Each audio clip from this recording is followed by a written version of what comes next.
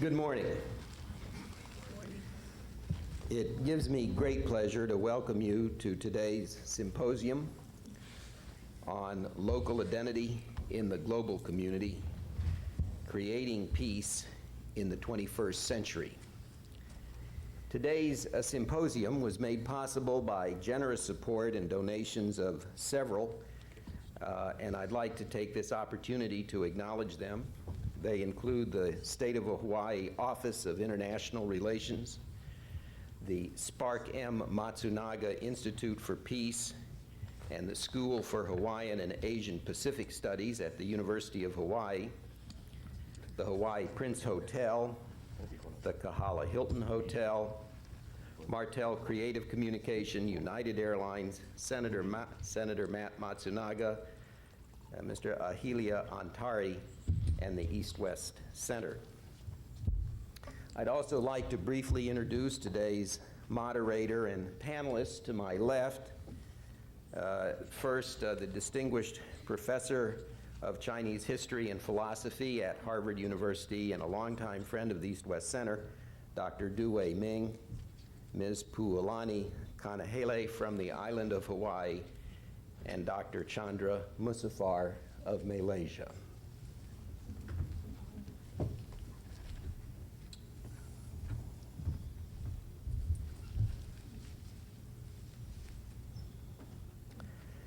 And now, it is my great honor and privilege to introduce an internationally recognized scholar and author, the winner of the 1989 Nobel Prize for Peace, the spiritual leader of the Tibetan people, His Holiness the 14th Dalai Lama of Tibet.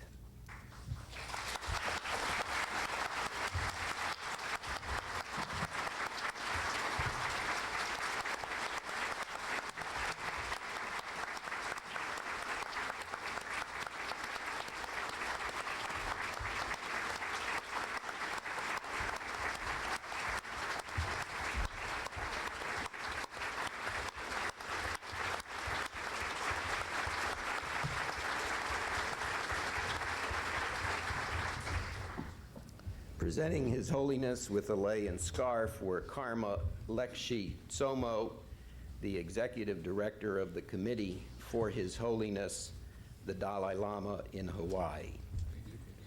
His Holiness will speak to us on the subject of interdependence and compassion, peace in the 21st century. Will you again please rise and join me in welcoming His Holiness to Honolulu.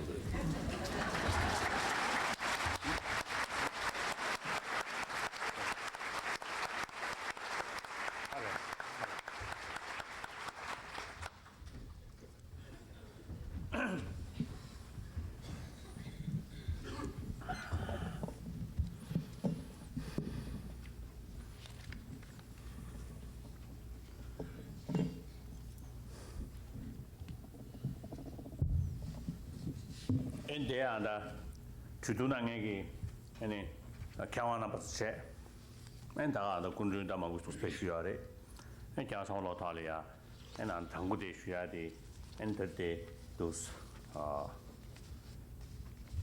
any Kuduk, Talia to start with the Nishakawachunga, those Jambena to Shishu.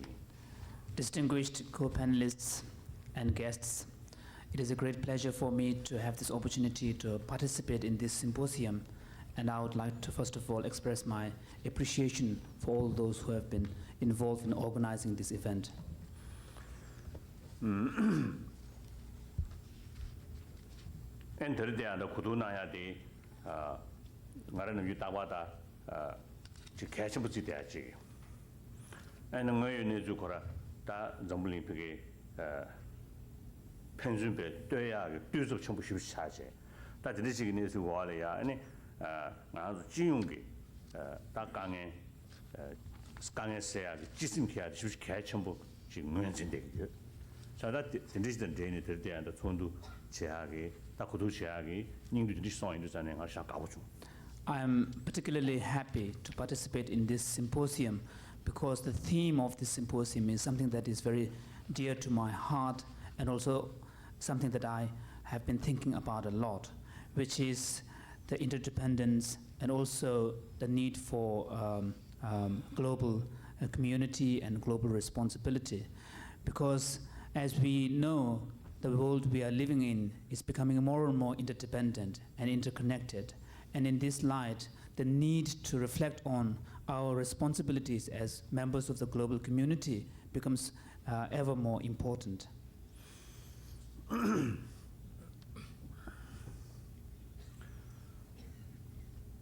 Now I will try to speak through my own broken English.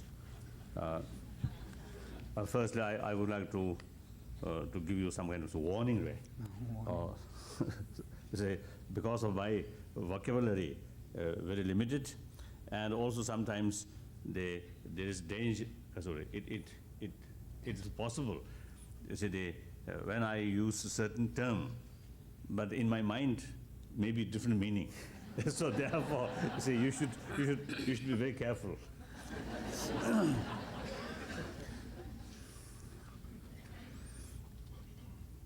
Now, it is quite nature. From the Buddhist viewpoint, every sentient being, and particularly the human being, there is innate desire for happiness, for satisfaction. That is there. If you ask why it happened, then there's no answer. It is nature. And also, on this planet, including human being, there are many species of sentient being who live and survive on this planet. That also is in nature. Now the basic thing is, because of that reason, because of that desire, through centuries or through generations, we always try to improve our quality of our life, and also because of the human beings' intelligence, we also thinking or visualize about in long-term future. So accordingly, we plan. So that is, I think, the special significance about the human case. Now today, the external means, that means technology, through technology, I think human ability much increased. And as a result, we also get various different ideas or ideologies from other part of the world. Because of these, the technology or the facility which immediately bring the different ideas, the different systems come to our own place. And then also I think because of the economy situation and also population, we very much interrelated. So that is the reality. Then basically, the human being, because of this is intelligence, right? Faculty of intelligence. Oh, there is when we touch some new things, then immediately it makes some kind of imprint in our mind, and then according to our own local circumstances or our own past experiences, new ideas, new desires sometimes develop. So itself, I believe, is very precious, very good. Because of that, the new initiative comes. and more new initiative, more development. But at the same time, sometimes that kind of nature, right, that kind of tendency also sometimes creates problem. After all, I think because of human intelligence or thinking power, right? Even within one human being, there are a lot of contradictions or different thought which contradict each other.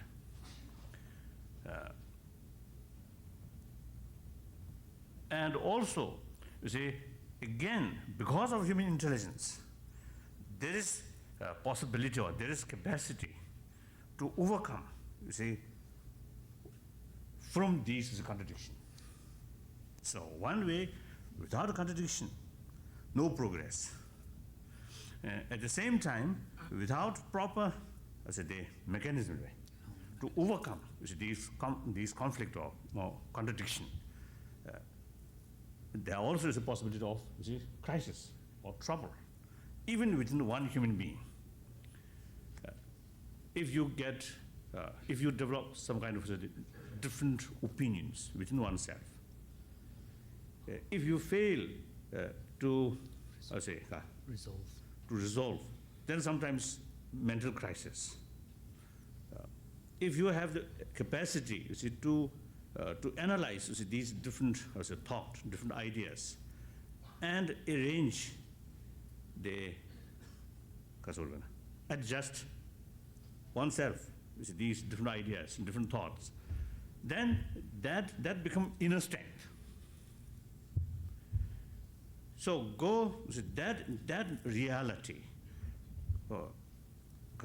I think the similar situation in family or in the community or national level or international level.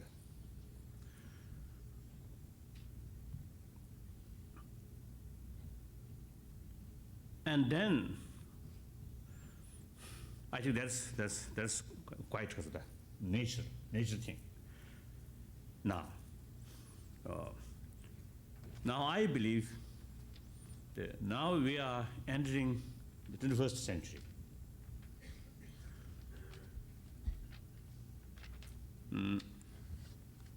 Due to, I think, the advanced development, I think the humanity today, I think we have, I think, a greater potential, whether we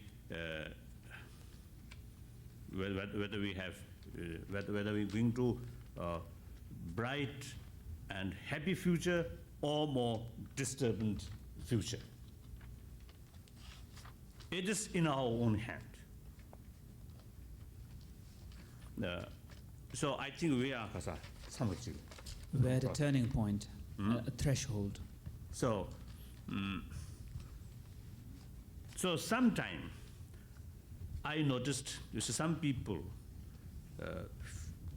have the feeling that the future of humanity is rather doomed. No, gloomy, no.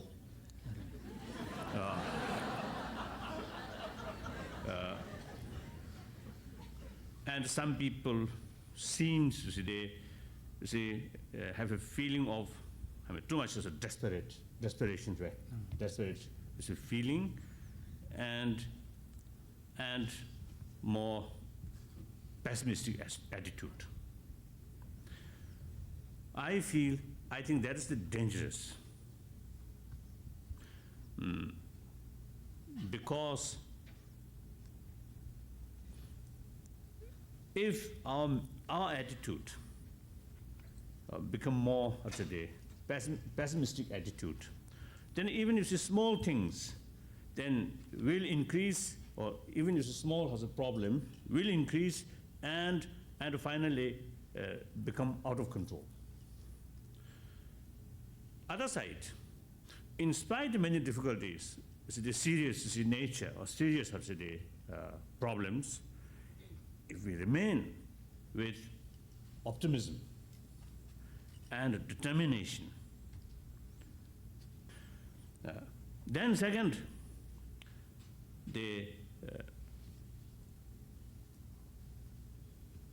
in order to utilize human intelligence, human ability properly or constructively, the most important factor is good heart,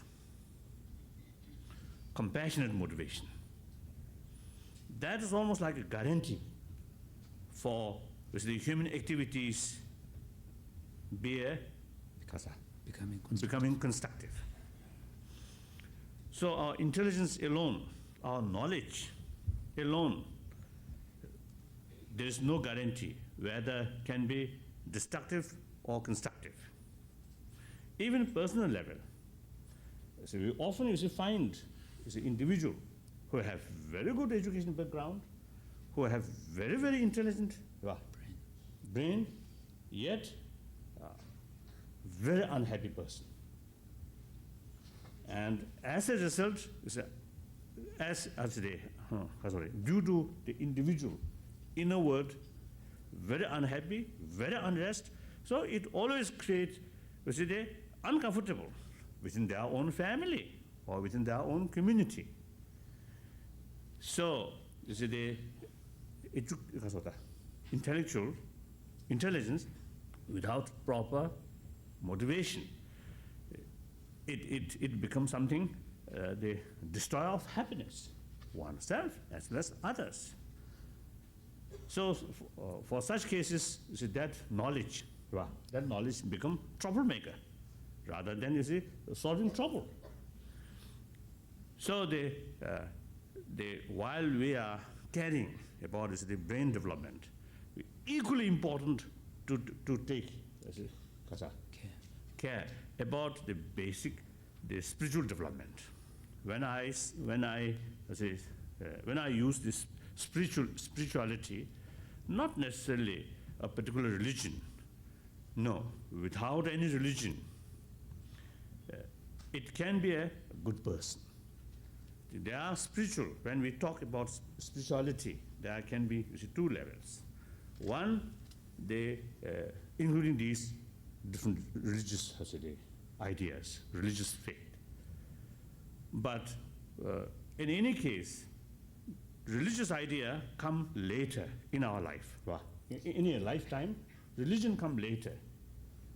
But right from the beginning, from the day of birth, we already experienced and already I think survived on one thing, that is human affection.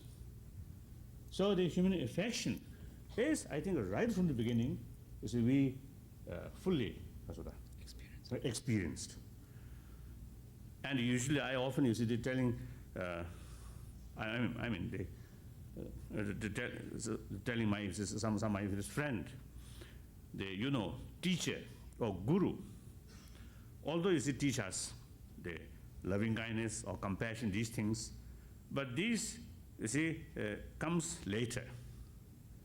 Now, for example, in my own case, I think when my age reach say 6, 7, and later it become more serious than around 10, 15 years. So much later.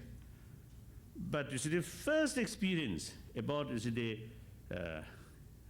human affection, that's from my first day of my birth.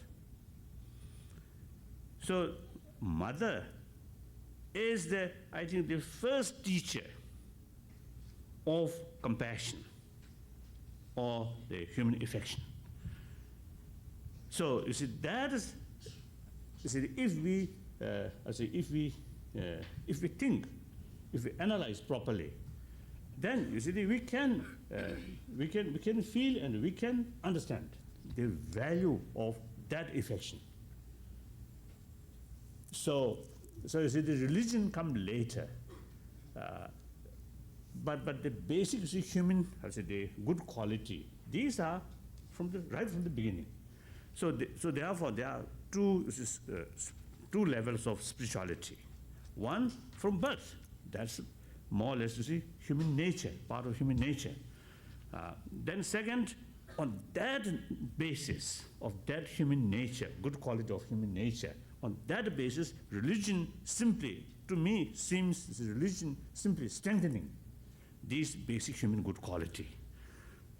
So when I say this is spirituality, is the basic human compassionate motivation or feeling. That is very crucial. So with the good brain and that kind of human, human affection or human feeling, these two things go together, then our intelligence or our ability become constructive. That's quite clear. Now I would like to touch some particular points. Specific points. Now, firstly,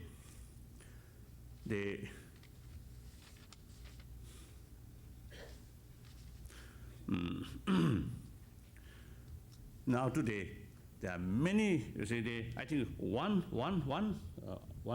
factor which eventually creates many problems. That is human population. You see, it become, you see, to my mind, you see, it become very serious when I saw, you see, the miseries in many parts of the world, and particularly in developing countries or, you see, poorer countries. One factor which, you see, the damaging, which creates problem of ecology, problem of, you see, the economy, food, and also the problem of, inner fighting, Communal fighting. Communal fightings. One major factor is, you see, the human population. Now, obviously, I would say this gap, northerner and southerner, this gap, not only morally wrong, but practically it is a source of problem. And then ecology problem in these, you see, the underdeveloped or, you see, the developing nations, when people, you see, really fight for their survival. On that occasion, it's very difficult to tell them the preservation of forest or these things. So that's obvious. Now, when the subject about, you see, the population, now the crucial thing is birth control. So from the Buddhist viewpoint, of course, you see, we consider each individual human life is precious. Therefore, you see, it is naturally worthwhile or better avoid birth control. Yet, now the reality, the precious life now become too much. So not question of individual precious life, but entire precious life now facing problem. So you see, now you see the different circumstances. So logically, in order to save the entire precious life of human being, this is now worthwhile. You see, to think, you see, seriously about the birth control. But birth control here is the non-violent way.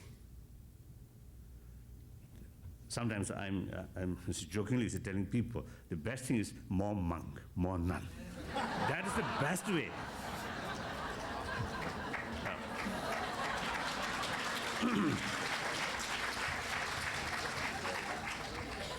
So in any way, they say the non-violent, through non-violent method birth control is highly necessary, important. That's one thing. Then second thing, now ecology. Now, it become very serious, or it become very important because, you see, according to my own little experience, like war, this immediately is striking on our mind. So the spontaneous, you see, response, you see, come But then you see the ecology problem, without much you see notice,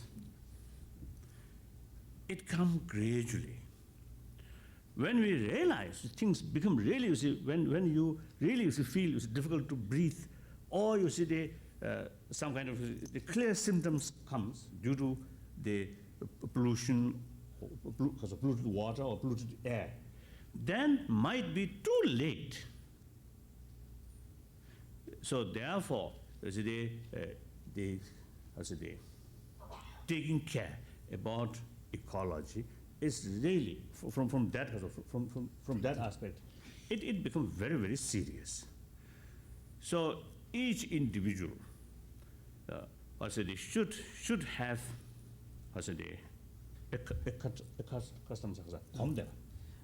should accustom themselves. Taking care about the ecology is something very, very crucial factor. Then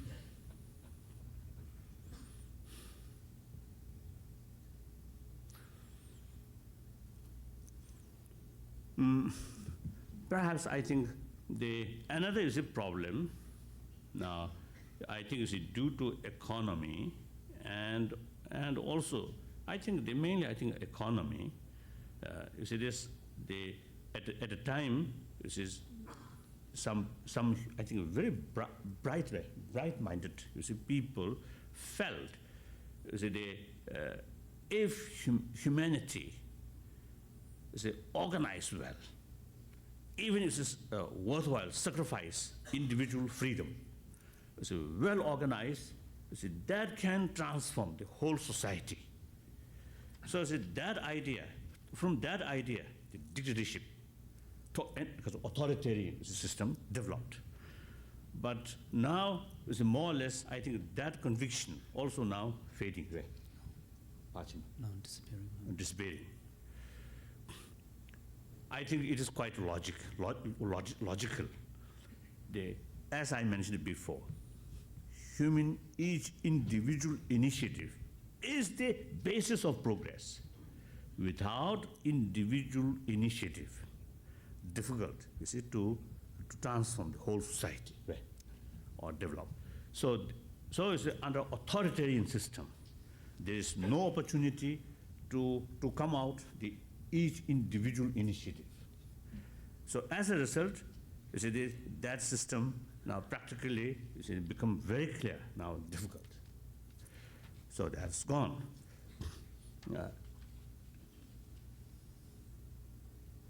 Now another category of problem is when each individual or the community have the opportunity of the freedom of speech, the freedom of thought, and also due to the closer relation with other peoples.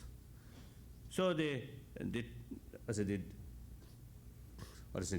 I think the realization of one's own identity, or importance of one's own identity, one's own culture, identity, or I think one's own identity which based on culture, one's own culture and religion, particularly I think culture.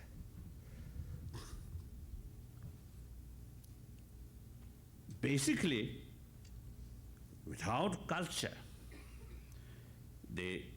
then you see that human being, you see I think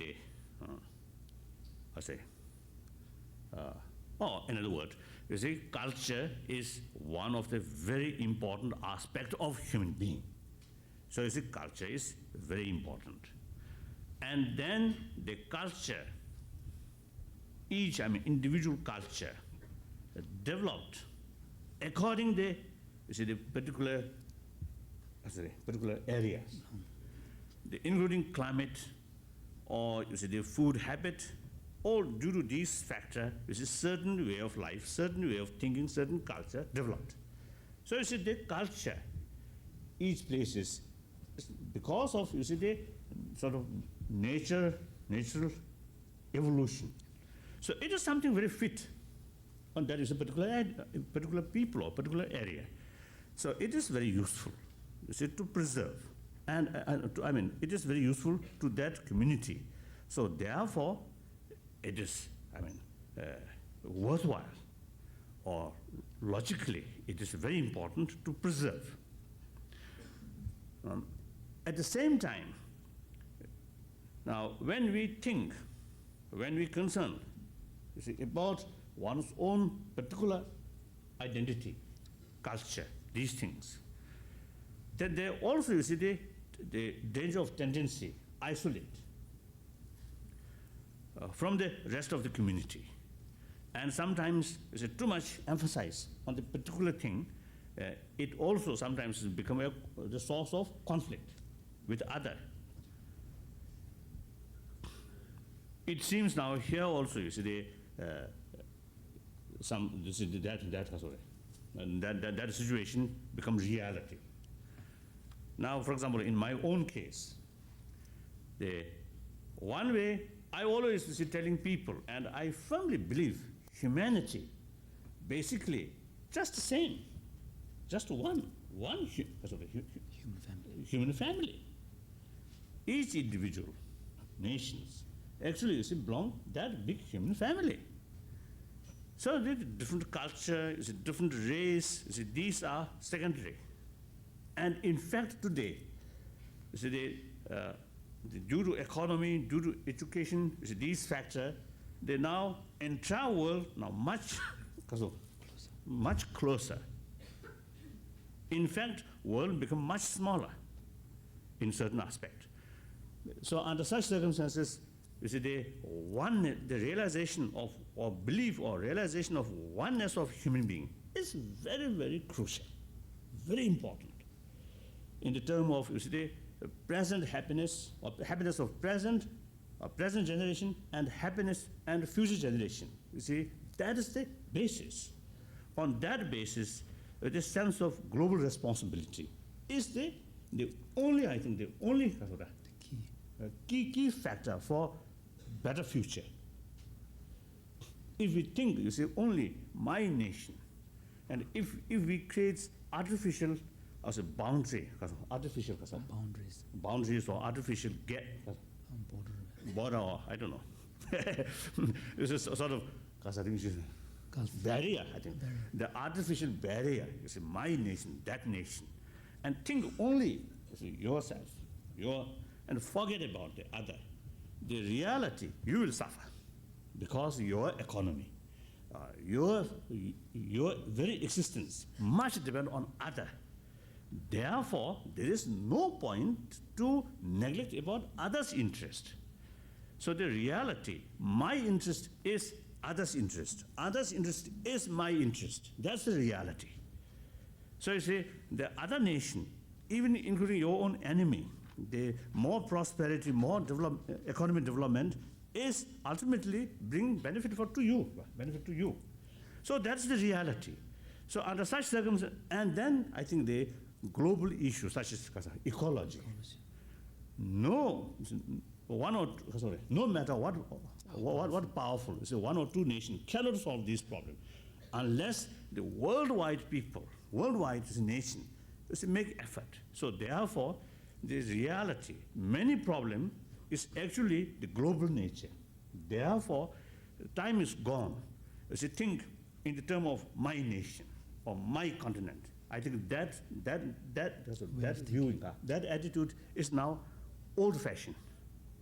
In ancient time, yes, because of your existence, exist independently. No need, you see, the others, or cooperation. So therefore, at that time, you see, it is the right term, my nation, and different one, my nation. So you see, these castles or these fortresses, these, you see, developed. Now today, there has the age of missile. Then, you see, because of fortresses, castles, these are really become now target. It's much better to remain underneath. So that's the situation.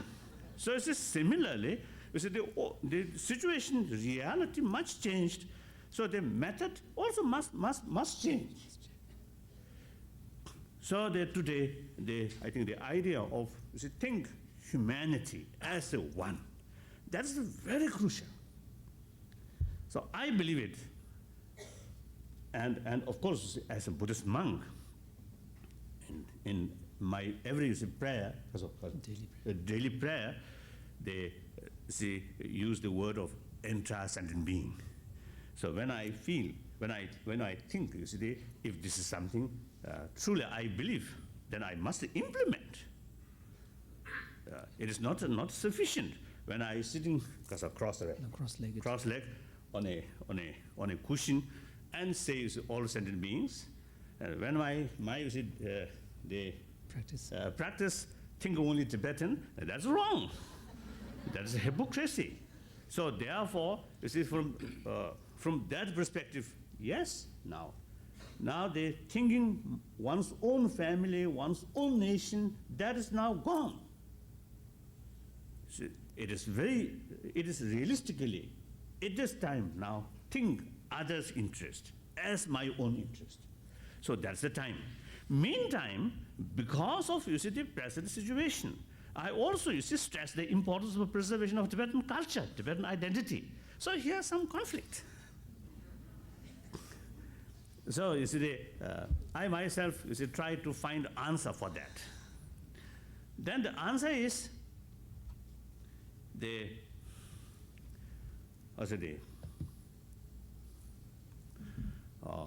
look, our own hand, each finger, there is special identity. And according to identity, and also, each individual finger have, this special ability. I think this is more stronger. Even these four fingers together, this have to face. So each have some kind of special roles. But meantime, there's no conflict. Each carry its own responsibility and work together. So it becomes much useful. I think all the similar finger, I think the thumb. If it's a 5 thumb, I don't know. maybe you should better use this individual. Oh, this is very difficult to do like this. This is much easier. So each one, the special sort of quality, more beautiful and more useful. So similarly, I think human being, each individual identity, each individual cultural heritage, very useful. Meantime, work together. On the now human being, human case, human is motivation. These no motivation. Human being has a motivation. So therefore, that is the problem. The motivated think in the term of we, they. Now that creates problem. Reality they all they depend on one another, but mentally still make that barrier, artificial barrier. So once mentally we realize the things are very much interdependent nature, then the different ideology, different identity, keeping these alive. Meantime, clearly realize the sameness or the interdependent nature, entire people, entire country or nation or the humanity. So then we can overcome. We can find, I think, some kind of ways. Keep individual identity. Meantime, the cooperate or coordination, the spirit of work together, or mutual respect. Realize mutual respect, not sort of compulsory, but mutual respect on the basis of realization. My interest, their interest is mixed. So I think they must depend on education. I found in Europe, when I ask some younger people, what is their feeling towards next their country, neighbor? They often, I got the answer, not much differences. They go, buy a car, some cases, even it's a daily basis. But it's a different language, it's a different border supposed way. No. But in mentally, because of their daily experiences, more or less it's the same. Same country or city, the feeling of just one. And also, I think recently, after the two Germany's reunification, now I was told, between Poland and unified Germany, now there is no requirement of visas on these things. People simply can cross the border without difficulties, like one's own country. So these area. Because of the less tension, and then the tourist and also the economy reasons. Now the feeling of border, feeling of importance of border, has now become less and less. So some area, in spite of the difficulties, the border becomes something very, very Sacred. Very sacred. So I think through education. Through proper presentation about the reality, I think we can increase the realization of oneness and the realization of interdependent nature. And also, I think much depend on the religious leaders and also the politicians, no doubt. So. And then regarding the religions, sometimes although religions, various different religious traditions, they provide us a good heart, right? Or concept of love and compassion, forgiveness.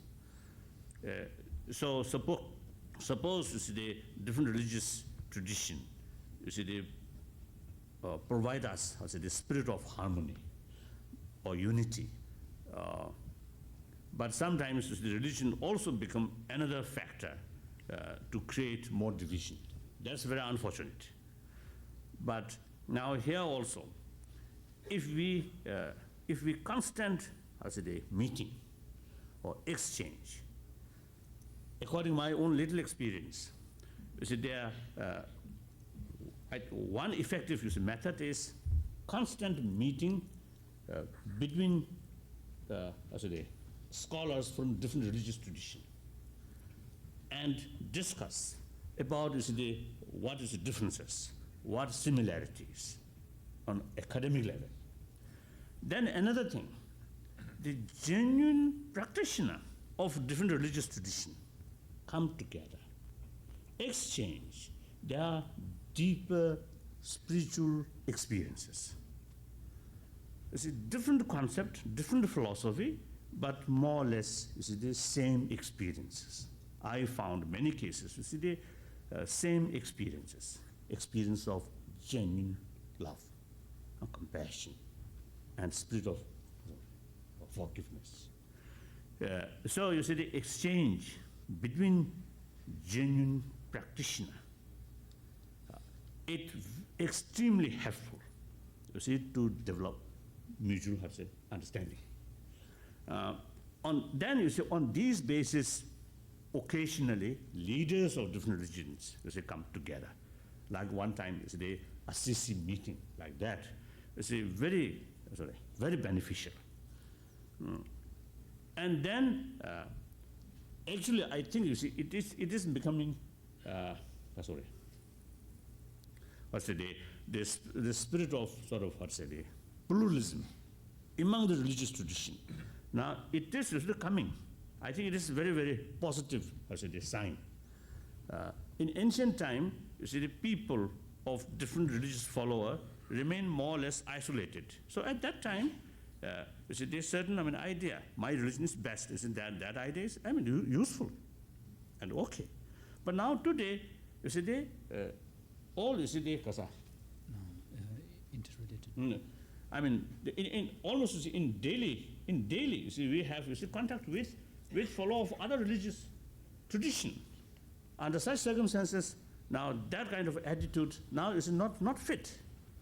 So the idea of, you see, pluralism is something very very crucial is a matter. So that spirit now actually you see they're coming in various different religious group.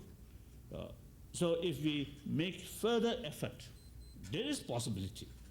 You see the variety of different religions, and at the same time, so work together without conflict. So that's very possible. So these are these are the points which I believe, you see, they connected with the future of humanity. So that's all. Thank you. Now we can discuss.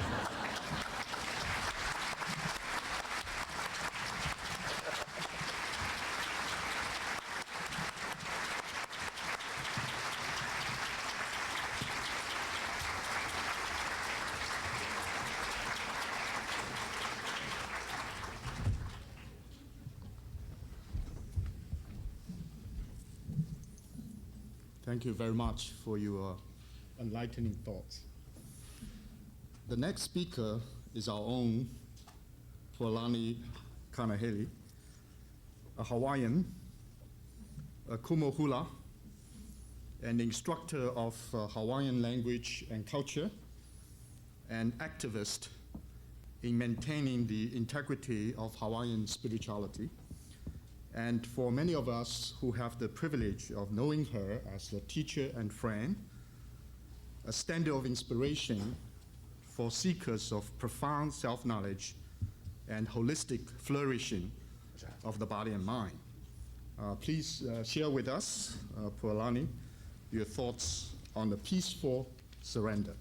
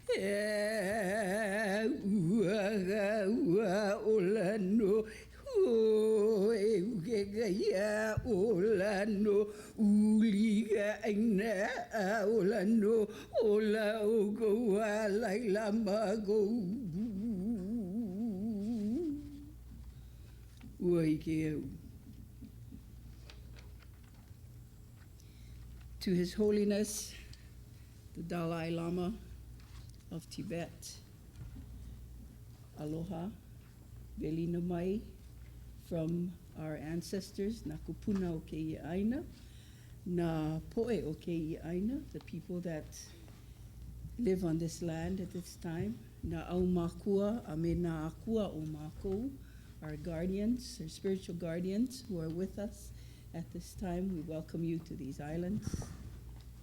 And We will ask them to be with you as you take your trip around our island and guide you safely. To Chandra Mazfar, aloha yaoi, we welcome you to our islands. Na kupuna o mako, na poe o Hawaii, na akua na aumakua, aloha yaoi. To Due Ming, an old friend, welcome you back to our islands. It's nice, always nice to see you and to hear your smart words. Smart guy. And I'd like to say to His Holiness, the Dalai Lama, that despite the fact that I have lived in this English-speaking country for 40 years plus, I still have a problem with the language. And so sometimes I may speak in my broken English and feel comfortable with it. I'd like to look at this title of Local Identity in the Global Community, Creating Peace in the 21st Century. That in itself is a talk, just that by itself. The thought that I would like to, first of all, look at the idea of local identity, because that is what I am most familiar with. And I'd like to be able to look at who we are as Hawaiians and maybe the examples of who we are and what we've come to be, maybe examples for the global community. Whether to follow or whether to stay away from, we are nevertheless at the examples.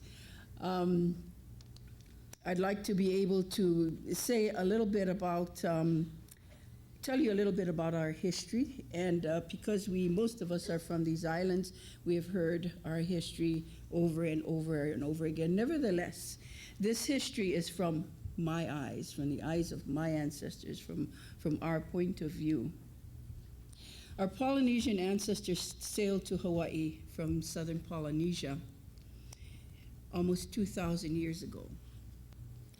They came on small canoes.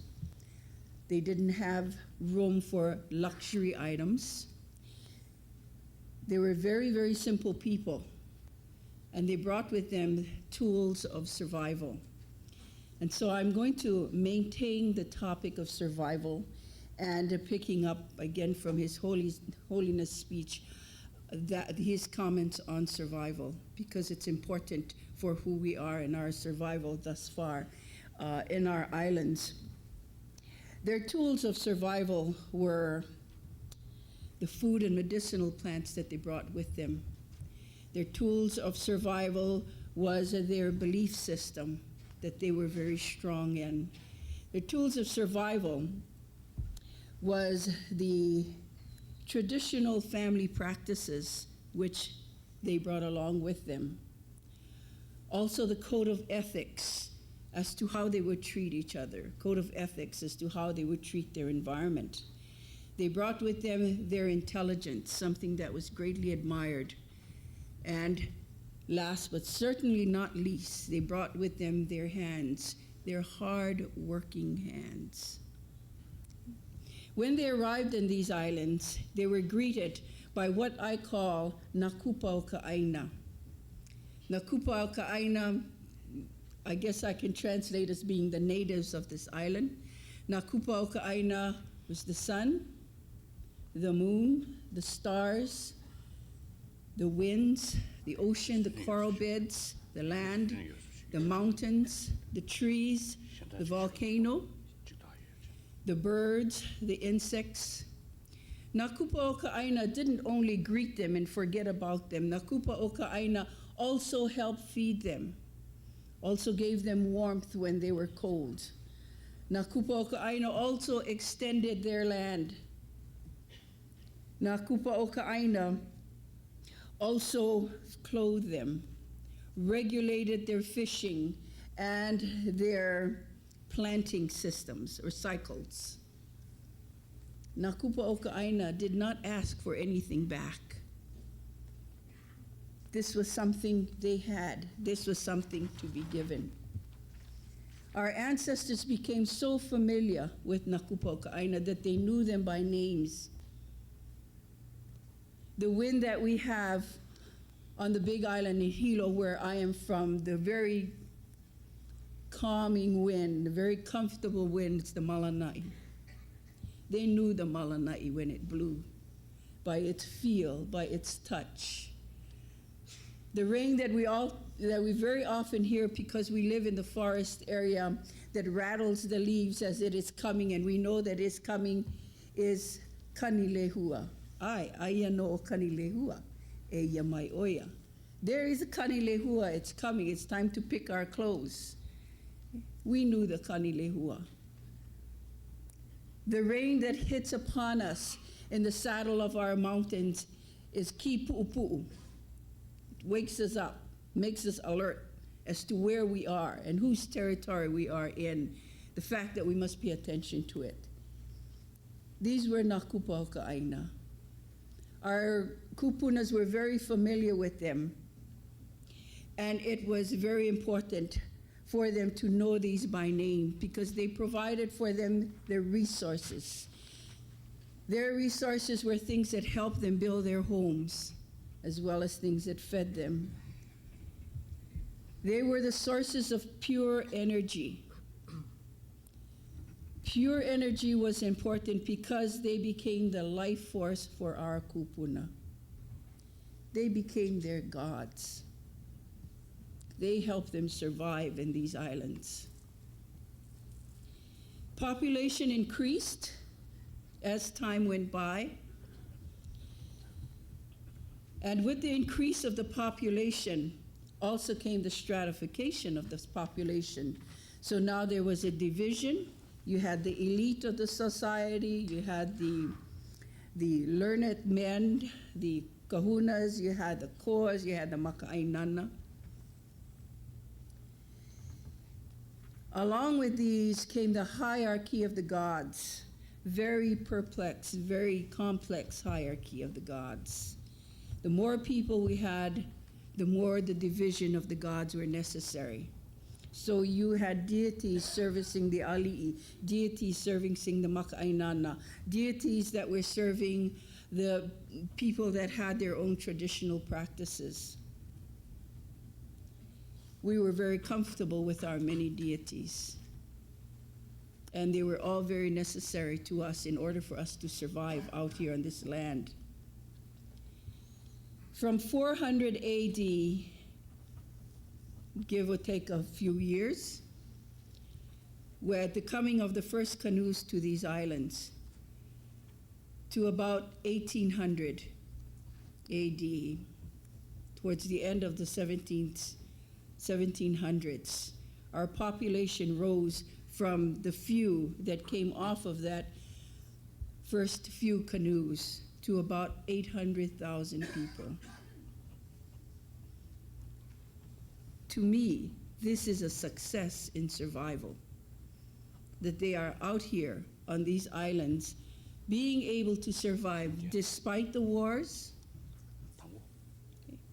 despite this particular focal point of the 1800s. One of the things I see are the same things that they believed in when they came to Hawaii. When those first canoes came to Hawaii, they had their tools of survival. And one of the tools of survival, as I said before, was a very strong belief system. They still had that strong belief system at that time. They still admired intelligence and hard work. Those were admirable qualities. You see them in our literature, you see them in our history, the way they admire these two qualities. These people were all from the same general area that came and occupied these islands. They all had the same genealogical line. They all understood each other's beliefs and practices. They lived in the same environment. They understood nakupa o ka'aina, and they appreciated the giving that they received when they first came here. If we look further into how they survived in these islands at that particular time, besides having these fine points of these tools of survival. We will look at the individual and how they treated the individual at this time. If an individual had a task and he completed his task and still was able to maintain the code of ethics in completing his task, he was considered a pono, or a righteous person, therefore a very worthwhile citizen. But it does not, the survival of the race does not depend on an individual. The survival of the race, if a family is going to survive, excuse me, the survival of the family depends on that family, the whole family, not the individual that is the patriarch of the family. But the whole family has to be pono. The whole family they all have to, as individuals, understand themselves, complete their task, maintain the ethics of the ethics of treating each other, and the moral standards for which they were raised.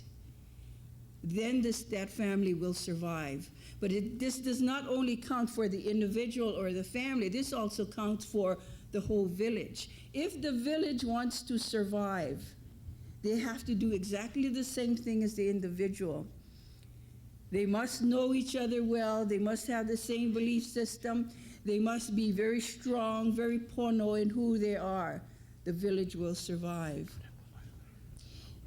And then it goes up to the race. If the race must survive, they must also have the same code of ethics, the same genealogical line, the same respect for each other.